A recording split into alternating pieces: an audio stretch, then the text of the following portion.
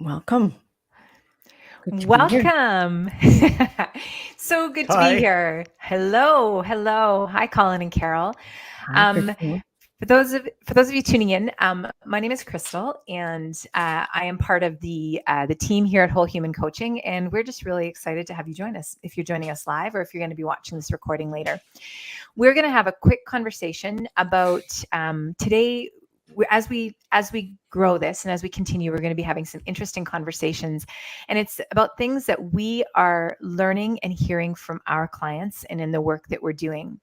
And at Whole Human Coaching, we are really focused on the whole human, how you show up at work, how you show up at life, and really about how you can continue to become that person that you know you're capable of being.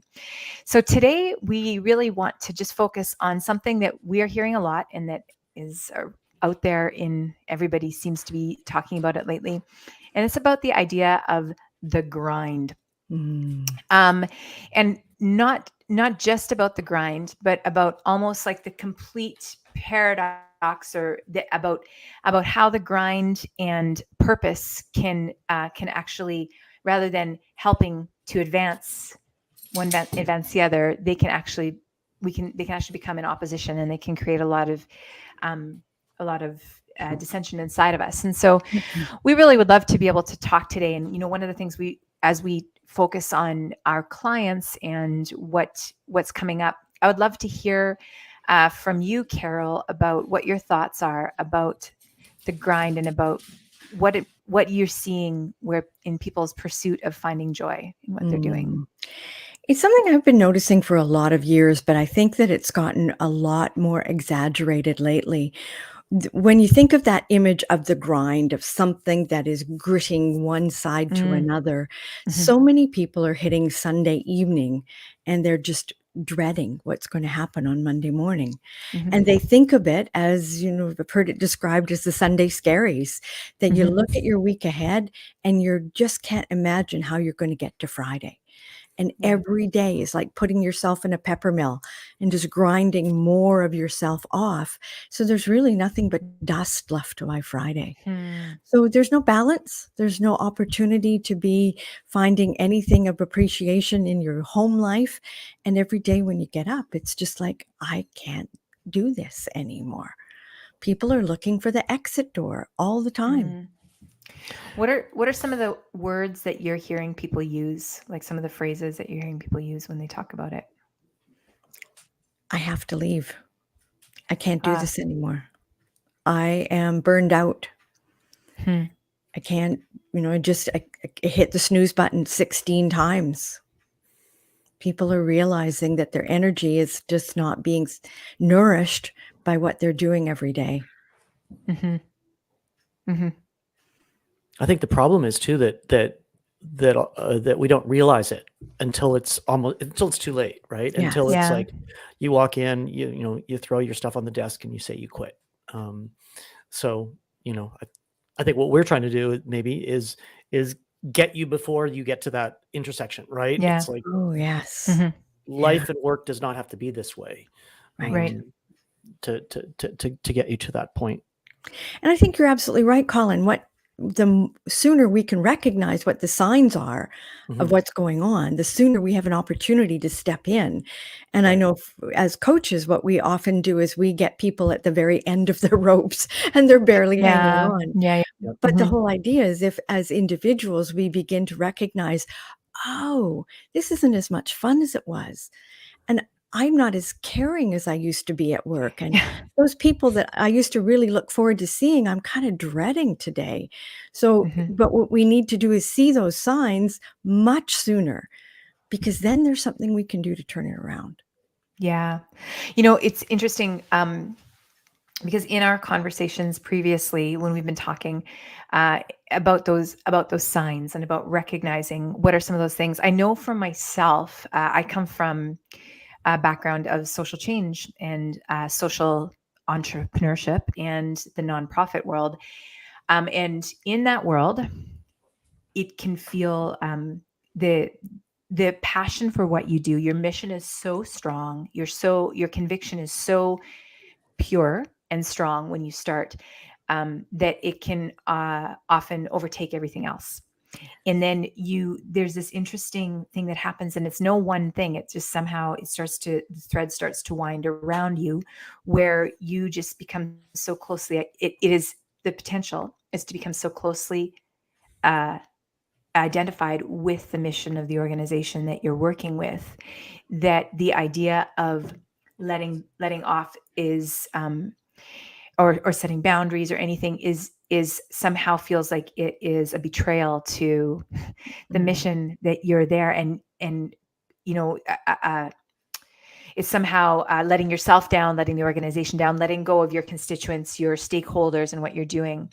So I'm really curious, what are your thoughts, either of you, around some of the things that you see as the warning signs of when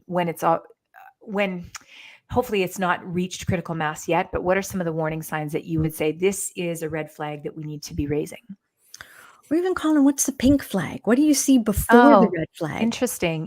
Yeah, I mean, gosh, you see, you see a lot of people that are having trouble breathing, that are having trouble managing their time, that you see there's too many things on their to-do list. Then they begin to feel beat themselves up even a little bit about it. So it's imposter syndrome. I'm not doing enough. I need to do more. Just a lot of self-limiting beliefs, I think, that begin to play on loop over and over again. And then then it starts to become obvious later on, right? When the body begins to say no, and the stress slows you down, or you have to take a medical leave. And a lot of people that I speak to, I think that all of us speak to, don't listen to their bodies, don't listen to the messaging, don't listen to the insomnia, to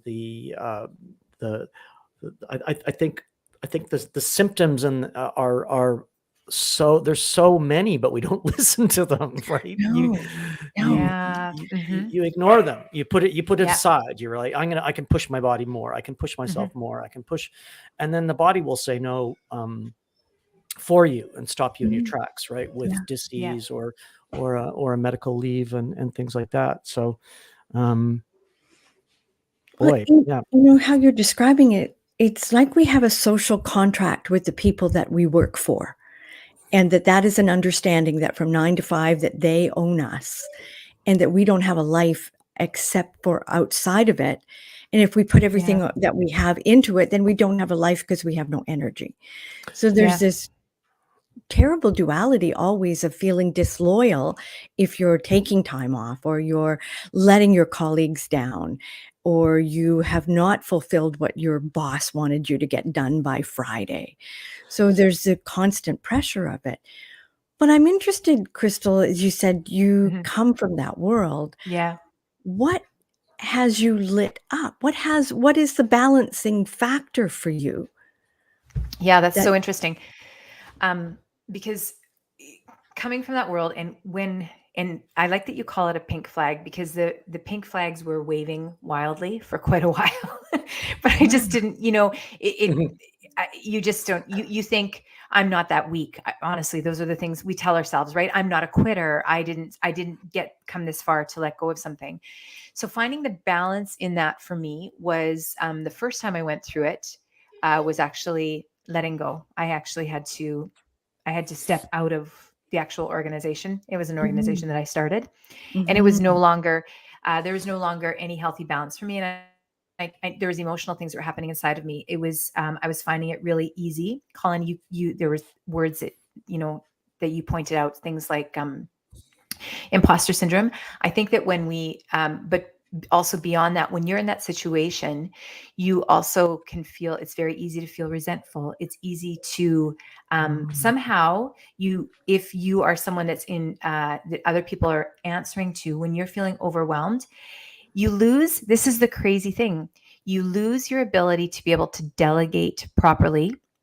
Because you tell yourself, that the whole, Daniel Kahneman, Thinking Fast and Slow, he says there's a presumption that we make, even if it's a perceived risk of something, we outweigh the risks as opposed to the actual benefits. And delegation could be one of those things. When we're feeling so overwhelmed, we can give more credence and assume that people are not going to be able to step up to it. So we don't bother delegating when we're feeling that overwhelmed, when we're feeling burnt out, because we just think, you know what, it's just one more thing that's going to suck my time. I'm just going to keep on doing it because no one's going to, and we start to loop. There's that loop, Colin, you talked about that loop. There's that loop that just starts to continue in our heads. Yeah. So for me personally, it was really starting to just, first of all, like any habit or addiction, admitting it was the first step forward, and being honest with myself. And we can be honest with everybody else, but it's just so easy to lie to ourselves about where we are. Yes. Very good point. All day long. So when so I heard there were two opportunities. The first time was an actual break. You had to leave the organization. What did you learn from that prepared you better in your social enterprise business? So many things. The biggest one was that I was not the equivalent of what I was doing. And that's something that it's like that's kind of like something that everybody would be like, oh yeah, we've just nod our heads and be like, of course. But when you are so in love with the mission and the possibilities of what you're doing, which is often, or you feel a strong sense of urgency around what you're looking to accomplish or what your organization is doing, when you are in that place, you can so closely identify with the organization that separating yourself is like, everything from social circles, like in complete honesty, everything from social circles to how you spend your downtime to interests. I actually found that I had the opportunity to rebuild connections and to build new connections with people that were outside of that. And I'd come to realize that there was this whole area of interest that I had suppressed because I was just so time starved and so focused on making sure this, it's a difficult truth to embrace, and recognizing that just started to create a whole new realm of possibility for me, to be honest. Don't you think one of the symptoms I see a lot of today is the connection of your sense of self and self-worth to that job and that job description, and in your instance it was your company, but so much I see so much people that it's not their company and they love the mission and so on, but they completely attach their sense of worthiness and self-worth to the performance indicators that they're supposed to, the KPIs and things like that, that they're supposed to adhere to. And I think we need to help unlock that, your sense of self-worth is not, measured by running yourself into the ground for the organization. Yeah, exactly. Right? For anything. Yes. Yeah. For anything. So if folks who are listening right now, they hear, oh yeah, I relate to that. I'm grinding every day. What's one piece that helps bring back the joy? What do you hear? Well, I can go ahead. Because I feel like I had such a swoop of joy in so many ways, but one of the pieces for me was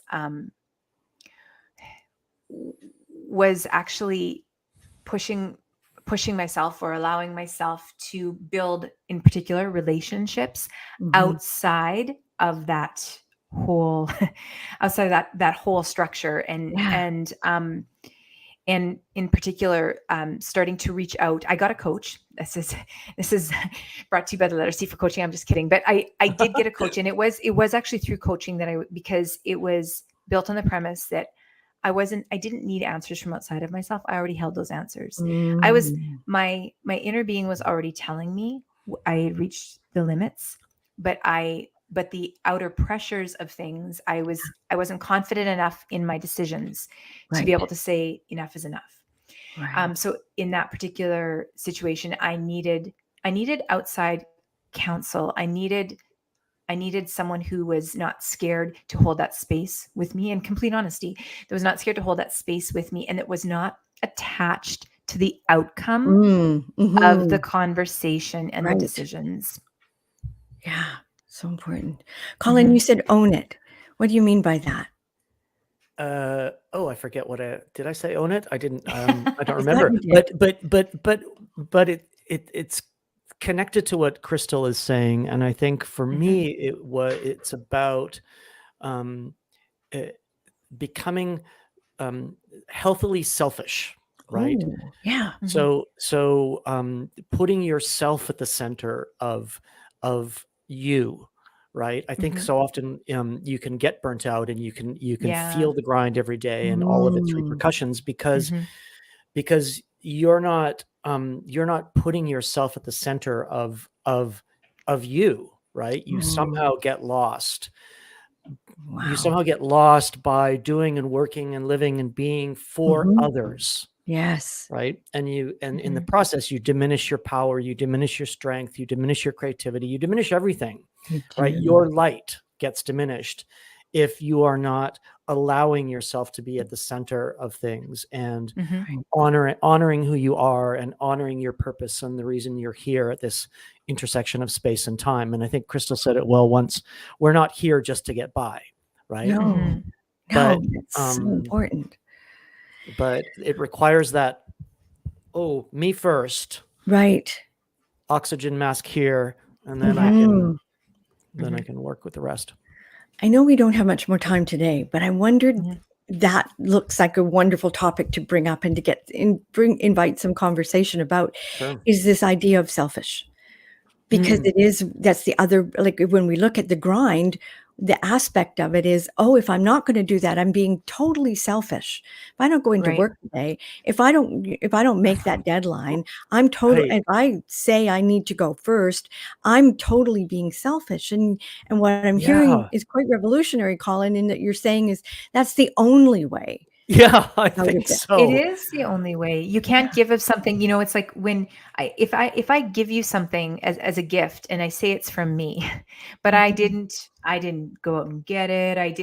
I had nothing to do with it. That's not really truly from me. So I can't give something to someone else. I can't lead other people if I myself I'm not able to give from the overflow of something that I have. Right. And that's, I think a big indicator is if you even feel like you're, ask yourself, am I actually feeling like my ability to be generous is being strained right now? Like that to me is a big indicator, because when you feel at peace, when things are in alignment in you, and there's a healthy tension, we'll call it, without making capital T tension, then there's also a sense of generosity that you can flow as well. Like you're not living in a constant state of lack and like what you said, Carol, like duality, where there's just like opposing things inside. So those are indicators, I think, for us, and healthy watermarks for us to keep an eye on inside of ourselves, to ask if I feel that, if I feel like, because if I feel like I am actually being taken care of, then I'm able to get out of survival mode. But if I don't feel like that, I stay in survival mode. So I have a question for both of you. What will you do today to be selfish for yourself? Ooh, that's such a great question. I am going to cut out of work early, and it's a beautiful autumn day here in Nova Scotia, and I'm going to get outside and rake leaves and play with the dogs, and I hear your dogs want you now. Sorry about that. I didn't think That's okay. That, Christal, what about you? Yeah. I am actually cutting out slightly early as well, and I'm going to a happy hour with the girlfriend. Awesome. Sweet. Yeah. Well, I am going to walk to a yoga class in the middle of the day and say that is my time. Good for you. Yeah. Well done, Yeah. everyone. That's great. Great convo, you guys. Lovely. Thank So you. next What a great convo. edition 2 is going to be about selfishness. Let's I do think it. that's a great topic. I Yeah. think so. Invite us to do that. Thank you. And if you've stuck around this long and you've been listening, thanks. We're so glad that you're here. And we look forward to continued conversations. You can find all of us over at wholehumancoaching.com. Thanks for checking in. Thank you. Thanks, guys.